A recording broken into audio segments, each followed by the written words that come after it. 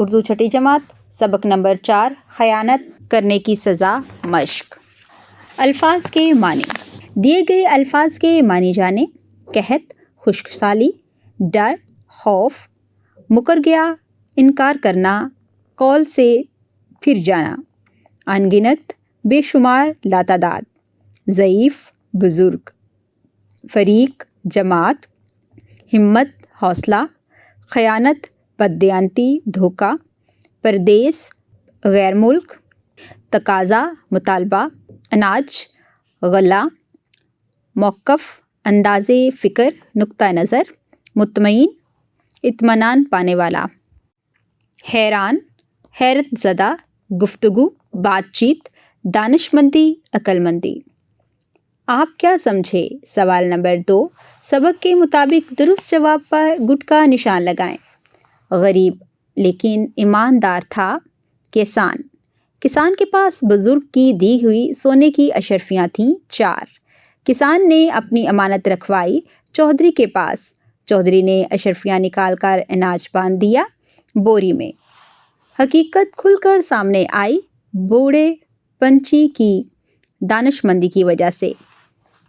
دیے گئے سوالات کے جواب لکھیں۔ کسان نے سونے کی اشرفیاں کہاں چھپائیں؟ کسان نے ایک مٹی کے گھڑے میں اناج ڈال کر اس میں اشرفیاں دبائیں۔ گھڑا کیسے ٹوٹ گیا؟ ایک دن چودھری کی بیوی کا پاؤں لگنے کی وجہ سے گھڑا گر کر ٹوٹ گیا۔ کسان نے چودھری سے اشرفیوں کا تقاضا کیا تو اس نے کیا جواب دیا؟ چودھری مکر گیا اور صاف الفاظ میں انکار کر دیا۔ بوڑھے پنچ نے صندوق بنوا کر کہاں رکھنے کے لیے کہا؟ بوڑھے پنچ نے صندوق بنوا کر رات ہونے سے پہلے پنچایت کے مقام پر رکھنے کے لیے کہا۔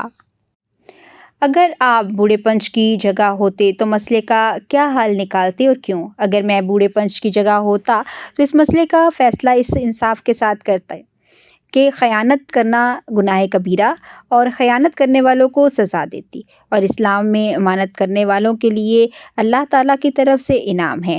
اللہ تعالیٰ نے خیانت کرنے والوں کو ناپسند کیا ہے۔ سنیں اور بولیں۔ سوال نمبر 4 سبق غور سے سنیں اور اس کے اہم نکات ایک دوسرے کو بتائیں۔ سوال نمبر 5 چند جملوں میں لوک کہانی کے حاصل ہونے والے سبق بیان کریں۔ قواعد لکھیں۔ معنی کے لحاظ سے اسم کی اقسام۔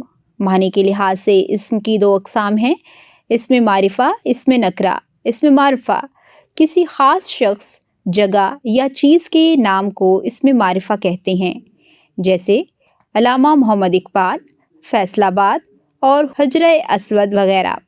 اسم نکرہ کسی عام شخص، جگہ یا چیز کے نام کو اسم نکرہ کہتے ہیں، جیسے لڑکا، باغ اور کتاب وغیرہ۔ سوال نمبر 6 اسم معرفہ اور اسم نکرہ کی 5 مثالیں۔ آؤ پڑھیں۔ سوال نمبر 7 سبق کا تیسرا اقتباس درست تلفظ اور روانی سے پڑھیں۔ آؤ لکھیں۔ سوال نمبر 8 دیے گئے الفاظ کو اپنے جملوں میں اس طرح استعمال کریں کہ ان کے معنی واضح ہو جائیں۔ قحط حکومت نے قحط زدہ علاقوں میں امدادی سامان بھیجا۔ پردیس میں رہ کر اس نے اپنی محنت سے خاندان کا نام روشن کیا۔ تقاضا وقت کا تقاضا ہے کہ ہم محنت اور ایمانداری سے کام کریں۔ اشرفیاں کسان کے پاس بزرگوں کی دی ہوئی 4 سونے کی اشرفیاں تھیں۔ پنچایت گاؤں کا کوئی بھی بڑا مسئلہ پنچایت میں حل کیا جاتا ہے۔ کہانی تعارف۔ کہانی سے مراد زندگی کا کوئی واقعہ اور حوالہ ہے۔ کہانی ہمیشہ صیغہ ماضی میں لکھنی چاہیے۔ کہانی کی زبان سادہ ہونی چاہیے۔ کہانی کا عنوان ضرور لکھنا چاہیے۔ کہانی لکھتے وقت واقعات کی ترتیب کا خاص خیال رکھنا چاہیے۔ کہانی کے آخر میں اخلاقی سبق ضرور لکھنا چاہیے۔ کہانی کے اجزاء عنوان، کردار، واقعات کی ترتیب، نقطۂ عروج اور اختتام وغیرہ ہیں۔ سوال نمبر 9 جس کا کام اسی کو سانچے کے عنوان پر کہانی لکھیں۔ سرگرمیاں۔ سوال نمبر 10 اخبارات اور رسائل میں دی گئی اخلاقی کہانیاں پڑھ کر فہرست مرتب کریں۔ سوال نمبر 11، کوئی اور لوک کہانی پڑھ کر ساتھیوں کو سنائیں۔ برائے اساتذہ اکرام، سبق کے حاصلات طلب پڑھانے کے عمل کو مؤثر بنانے کے لیے دیے گئے ہیں تاکہ اساتذہ اکرام اس سے مدد حاصل کر سکیں۔ سبق پڑھانے سے قبل سوچیں اور بتائیں کا سوال طلباء سے پوچھیں تاکہ وہ پڑھنے کے لیے ذہنی طور پر تیار ہو سکیں۔ مزید جانیں میں دیے گئے معلومات بھی طلباء کو سبق پڑھانے سے قبل دیں۔